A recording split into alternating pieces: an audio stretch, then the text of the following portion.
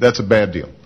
There are two ways of dealing with that. One is what Kathleen raised, which is a high-risk pool.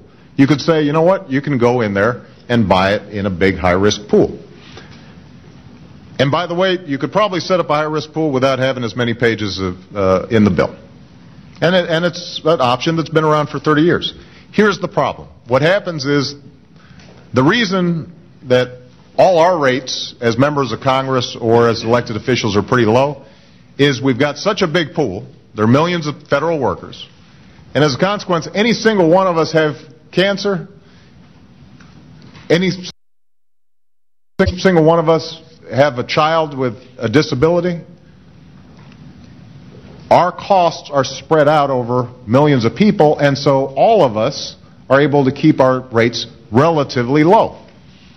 Even though if any individual in that situation was trying to buy insurance, it would skyrocket. That's the concept of pooling, is you get the healthy people and the young people alongside the not so healthy and the older people. But we're all kind of spreading our risk because each of us don't know at any given time what might happen. Maybe our kid's the one who gets diagnosed, heaven forbid, for something.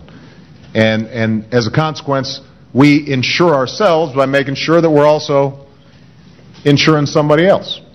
When you get into something like a high-risk pool, what happens is all the sicker, older people are in that pool.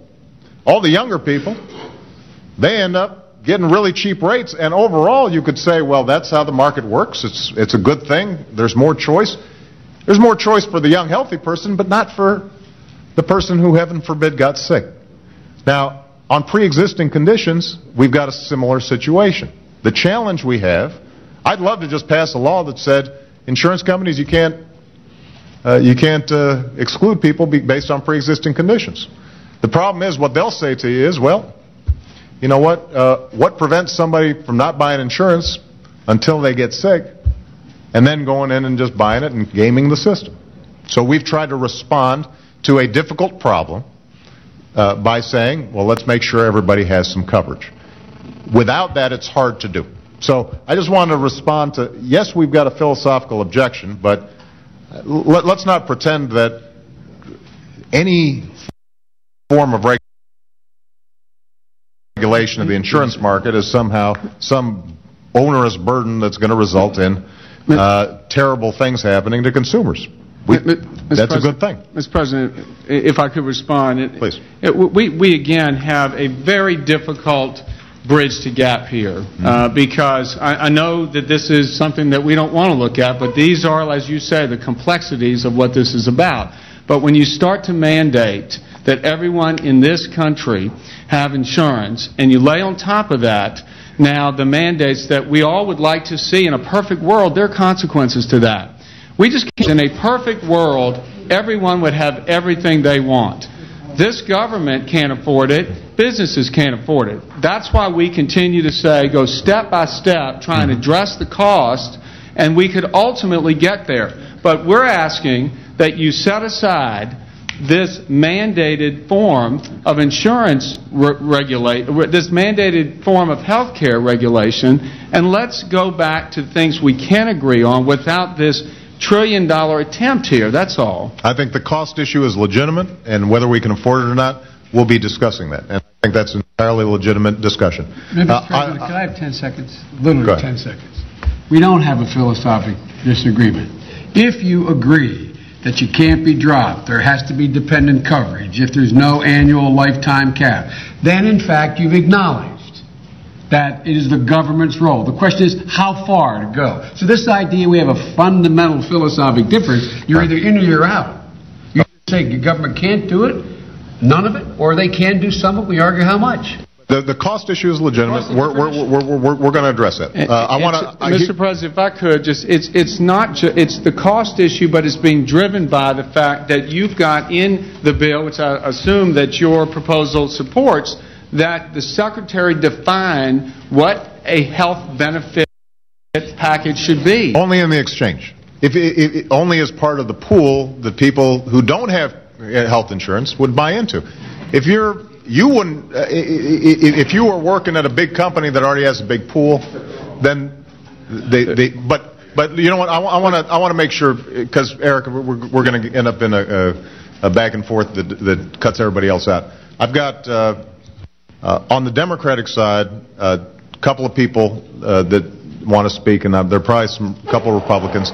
We're already over time. I've burned some of it. I apologize.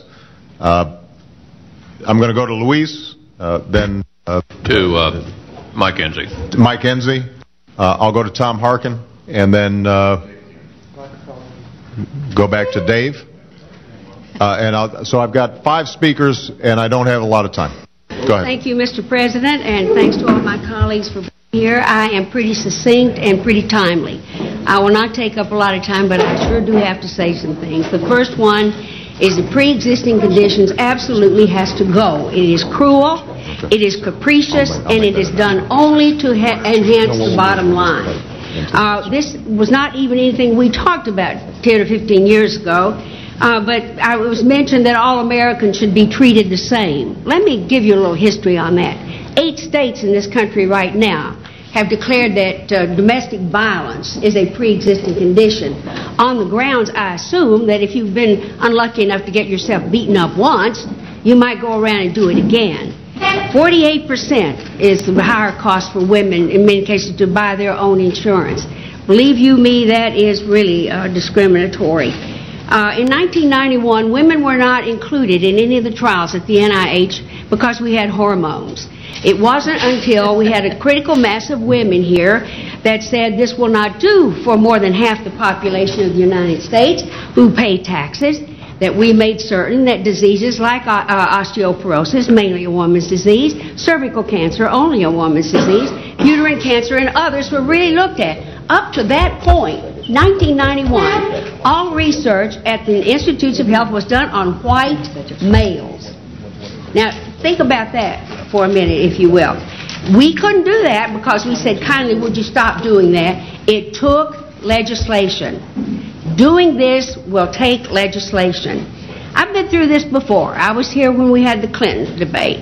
It was started, some of you will remember, by Lee Iacocca, who said we cannot export our automobiles. There is a $1,000 cost for health care in every one of them. My competitors are way ahead of me. They are eating my lunch. That was one of the main reasons, Mr. President, if you recall, that we decided we had to do something about that. In the 13, 15 years since that's happened, we have done nothing about health care. We don't export so much anymore. The automobile business is basically gone. We have done nothing to encourage entrepreneurs. The speaker spoke of this morning. We need to think more about the economic benefits of doing this. Those of us who are trying to redo some trade policies and maybe let us make something else again in the United States really want to make sure that it succeeds, and this would be a great part of that. I think it's terribly important that we do that. Also, since the Clinton health care plan, we've seen some pretty awful things. We saw hospitals abandoned to the streets, critically ill, elderly, mentally ill persons, and there was no great hue and cry out there. And now I understand there is actually a proposal, which God knows I hope never sees the light of day, that shut down Medicare and turned that into a voucher system, and where obviously we would not pay the full cost of health care, as these poor people have to go to the public market and try to find some. So what are we going to be doing then?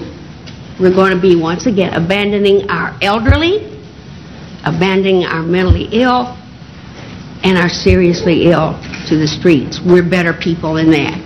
I think it would be really a good thing for us today, while we're here in this room together, to really think about what's absolutely important here.